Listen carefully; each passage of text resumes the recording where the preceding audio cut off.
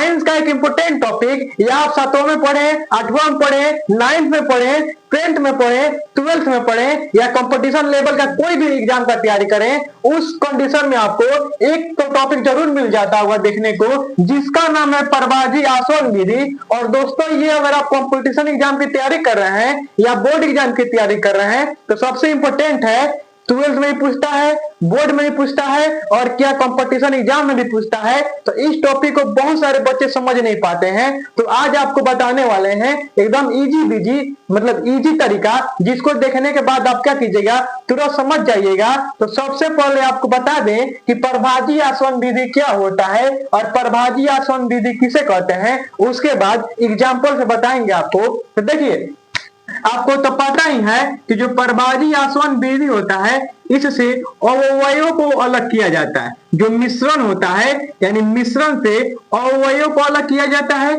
किस विधि में? परभाजी आसवन विधि में। तो इसका मतलब आसान, मतलब इसका डिफिनेशन याद रखिएगा। आपको पता है कि किस में? मिश्रण से। किससे? मिश्रण से किसको? अवयवों को क्या किया जाता है? अलग किया जाता है। तो अगर एग्जाम में पूछता है कि परभाजी आसवन विधि क्या है, या कोई पूछता है कि परभाजी आसवन विधि क्या है, तो आप उस मतलब कंडीशन में बोल सकते हैं परभाजी आसवन एक ऐसी विधि है जिसके द्वारा किससे? मिश्रण से किसको? अवयव को क्या किया जाता है? अलग किया जाता है। बस इतना इसका डिफिनेशन याद रखिएगा। क्या याद रखिएगा? परभाजी आसवन एक ऐसी विधि है जिसके द्वारा किससे? मिश्रण से। किससे? मिश्रण से किसको? अवयवों को क्या किया जाता है? अलग किया जाता है। यह इसका क्या हो गया? डिफिनेशन हो गया। अब देखिए, जो विधि है ना दोस्तों, परभाजी आसवन विधि, इसे एग्जाम्पल के रूप में समझ लीजिए। कच्चे तेल का शोधन करने में, कच्चे तेल कितना हो गया? पेट्रोल हो गया, डीजल हो गया, केरोसिन तेल हो गया, ये सब कच्चे तेल में आते हैं। तो देखिए क्या किया जाता है, कच्चा तेल जमीन से निकाला जाता है, आपको तो पता है। और कच्चे तेल से, कच्चा तेल निकालने के बाद उससे डीजल बना अलग होता है, पेट्रोल अलग होता है। तो वही इसका पोल का उपयोग होता है ना। मेन वीवीआई पूछता है कि कच्चे तेल का शोधन करने में किस विधि का उपयोग किया जाता है। तो ध्यान रखिएगा, किस विधि का?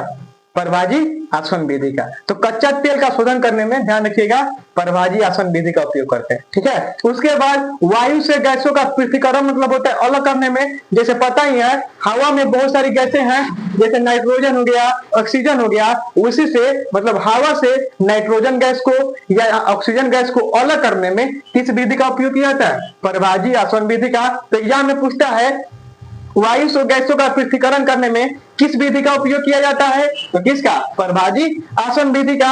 या वायु से ऑक्सीजन गैस का पृथक्करण करने में किस विधि का? तो किस विधि का? परभाजी आसवन विधि का। यही है मेरा क्या टॉपिक, बहुत इंपॉर्टेंट है, इसको आप लोग नोट कर लीजिएगा। और अगर लिखना चाहते हैं तो लिख लीजिएगा या स्क्रीनशॉट ले लीजिएगा। लेकिन ये जो दोनों एग्जाम्पल है ना दोस्तों, बहुत वीवीआई है।